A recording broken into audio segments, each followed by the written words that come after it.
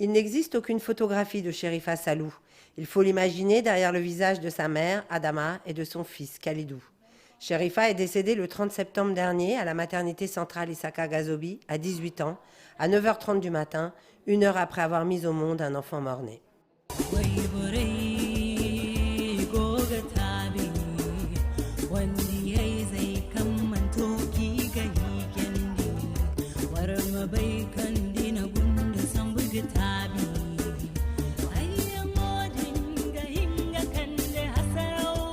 La mortalité maternelle reste préoccupante au Niger. Sur 23 femmes, une va décéder du fait de la grossesse ou de ses conséquences. Et pour aussi un peu comparer, dans les pays développés, ce serait une femme pour 3800 grossesses. Pour mettre en œuvre des stratégies efficaces et efficientes, il faut des données, il faut des chiffres, combien de femmes meurent, où est-ce qu'elles meurent. Donc les enquêtes, c'est vrai, elles donnent ces chiffres-là, mais elles ne vont pas dans le détail de où est-ce que ça se passe, comment ça s'est passé et surtout, qu'est-ce qu'il faut faire avec ça. L'audit des décès maternels permet de retracer ce qui s'était passé après un décès pour pouvoir améliorer la prise en charge des cas futurs. Pour entreprendre l'audit du décès de Chérifa Salou, il fallait remonter sa piste, son parcours de femme enceinte, d'étape en étape, en commençant par la maternité centrale où sa jeune vie s'est éteinte. En effet, c'est à l'établissement de santé concerné de notifier le décès.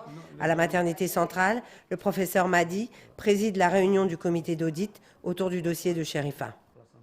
Nous nous réunissons pour discuter, auditer le dossier de la défunte Chérifa Salou, âgée de 18 ans. Quand elle était à 18 ici, elle a été reçue par l'équipe des sages-femmes d'urgence et les étudiants en médecine. L'équipe de garde, ils ont appelé immédiatement le médecin de garde et le résident de garde. Après un abord venu, on a fait une numération formule sanguine, dont le résultat nous est parvenu avec une hémoglobine à 2,8 grammes par décilitre, le globule blanc à 18 000 et les plaquettes à 55 000. Donc il y avait une anémie très sévère, 2,8 grammes, les plaquettes à 55 000, donc une thrombopénie. Et il y a une première commande de sang qui a été faite, qui est revenue négative. Et puis la patiente, le 30 septembre, a accouché à 8h30, accouchement réalisé par la sage-femme, l'expulsion d'un mort-né macéré, sexe féminin, poids 2 kg 420 grammes, délivrance artificielle et révision utérine faite. La patiente a reçu du syntocinon, elle a reçu de l'antibiotique. Un deuxième bond de sang fut demandé et 1 heure de temps après, la patiente est décédée suite à une anémie sévère. La patiente, je suis en possession de son carnet. Elle a été suivie dans le CSI de sa localité. Cette patiente a bénéficié de 4 consultations prénatales. Mais quand on regarde la consultation prénatale, à aucun moment on parle d'anémie, à aucun moment. C'est vrai, elle n'a que 18 ans. Le problème qui se pose aussi, cette fille a sûrement été précocement mariée, puisque son premier enfant a 2 ans. Ça veut dire qu'elle a eu son premier enfant à 16 ans.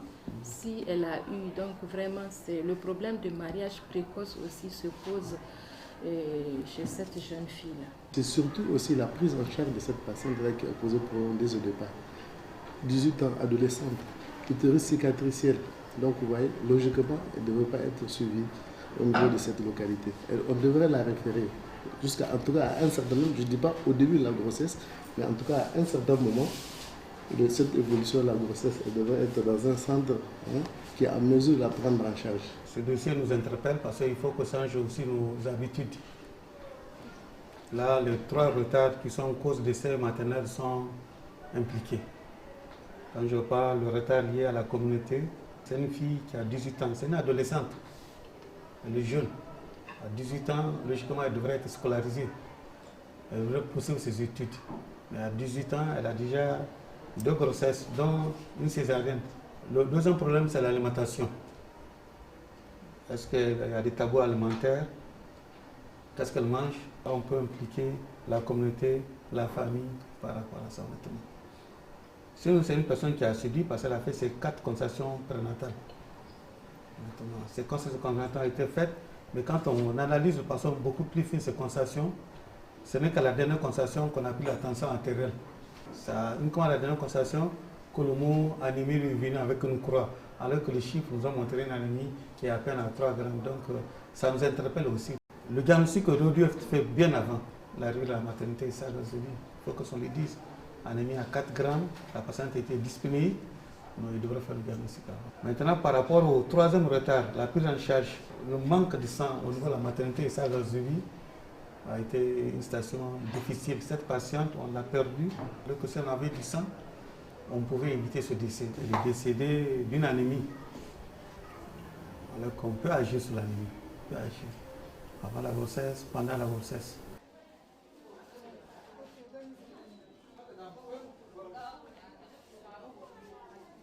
Au niveau de la salle d'accouchement et du couloir de la maternité, presque 20% des admissions des patientes sont des patientes anémies. Et c'est pour cela qu'on est toujours confronté à ce problème de manque de sang. Puis il y avait les plaquettes qui étaient très basses, donc les plaquettes à thrombopénie comme ça, dès qu'elle a couché, elle va saigner. C'est pourquoi dès qu'elle a couché, 1 heure de temps après, elle est décédée. Il y a eu 2 bons de sang avant l'accouchement et après l'accouchement, mais on n'a pas pu avoir du sang. C'est ça qui est enrageant. Le professeur Madi a délégué le docteur Fatih Tidjani, gynécologue, pour remonter avec nous les traces de Sherifa et tenter de répondre aux questions. Nous partons donc pour le centre de santé intégré de Karma, d'où Sherifa, la veille de sa mort, a été référée à Niamey. Maïmouna Eliassou, sage-femme, se souvient très bien de ce jour-là.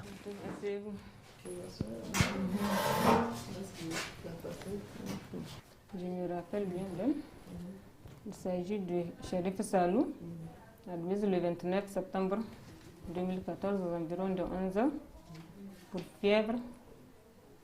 Donc c'est à l'examen que j'ai constaté qu'elle présentait une anémie sévère, des édèmes, dyspnée et les conjonctifs étaient aussi très pâles. Le TDR était positif. Après je lui ai donné un papier de référence pour qu'elle se rende immédiatement à la maternité centrale. Je lui ai expliqué que c'est quelque chose qu'on ne peut pas prendre en charge ici. Il faut qu'elle se rende à Niamey pour des investigations. Moi, c'était mon premier contact avec la femme. En effet, Sherifa était habituellement suivie au centre de santé de Koutoukale, à côté de chez elle.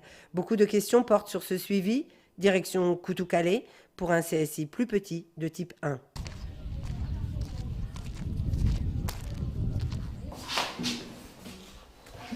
L'infirmière, Mariama Amadou, a suivi Sherifa tout au long de sa 2e grossesse.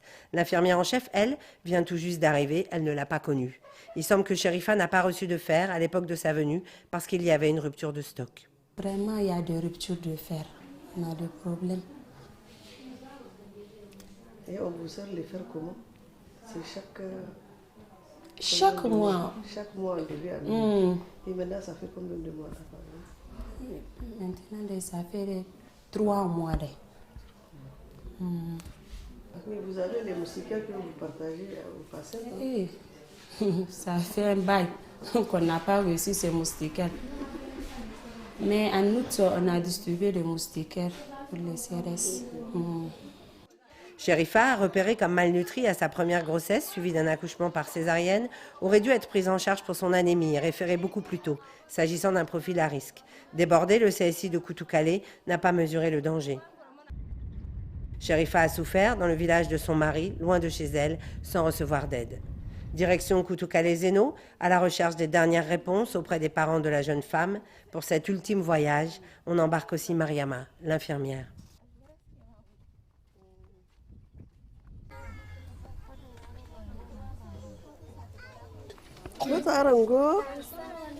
La mère de la jeune fille explique que Sherifa, chez son mari, était éloignée de tout.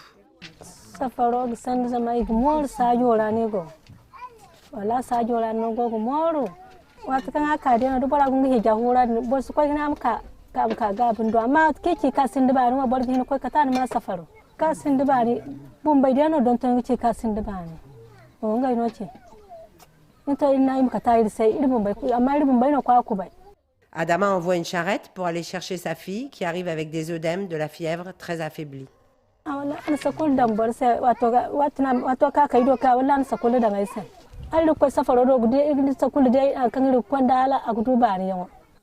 La mère et la fille partent d'abord en consultation à Koutoukale, mais le lendemain, voyant que son état empire, la mère décide d'aller à Karma. Aujourd'hui, la famille de Sherifa ne sait pas de quoi elle est morte, ni que son jeune âge a participé à l'enchaînement fatal, ni qu'elle était mal nourrie, ni que cette mort aurait pu être évitée.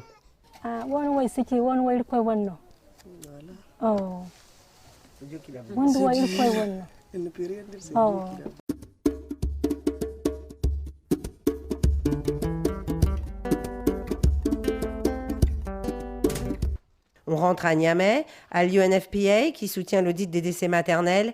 La représentante énumère les progrès à accomplir. Quand une femme meurt, on veut savoir, mais pourquoi cette femme est morte? Et puisque, certainement à l'UNFPA Niger, on constate que la mort des femmes qui donnent naissance est devenue banale. C'est la fatalité, et paix à son âme, et puis elle n'a pas eu de chance. Mais non, la majorité des décès des femmes qui donnent naissance sont des décès évitables. Si on a le sang, si elle est venue à l'heure, si on l'a prise en charge à l'heure et tout ça. Donc, l'idée de faire des audits des décès maternels est importante, tant au niveau des institutions que dans la communauté, parce que à ce moment-là, on peut voir, on peut mettre la main sur mais quelle a été la cause de ce décès. Et pour essayer de mettre en place ce qu'on appelle la riposte, c'est qu'est-ce que nous allons faire pour éviter qu'il y ait ce genre de cas. En amont, c'est d'éliminer le mariage précoce, et d'éliminer les grossesses précoces. Et là aussi, le Niger est en train de prendre position de manière très claire, de travailler avec les leaders à ce niveau-là. C'est de donner aussi des connaissances, des outils aux filles et aux communautés pour reconnaître les signes de danger. Et puis aussi pour dire que dès que vous voyez des signes de danger, il faut se rendre donc au centre de santé. Et au niveau de la formation des sages-femmes, la formation des gynécos et autres, d'arriver à dire qu'il faut cette prise en charge rapide des filles. Et puis, n'oubliez pas, il y a le côté planification familiale. Le Niger a lancé vraiment un grand programme national pour la planification familiale. Et avec ce programme, si on y arrive, selon les objectifs de ce programme, je pense que la mortalité maternelle va être sensiblement réduite. Donc, il y a toute une série de mesures, ce n'est pas une mesure, mais il y a toute une série de mesures pour réduire la mortalité maternelle évitable. Le dossier de Sherifa se referme, il a livré quelques réponses pour que d'autres Sherifas demain ne meurent pas.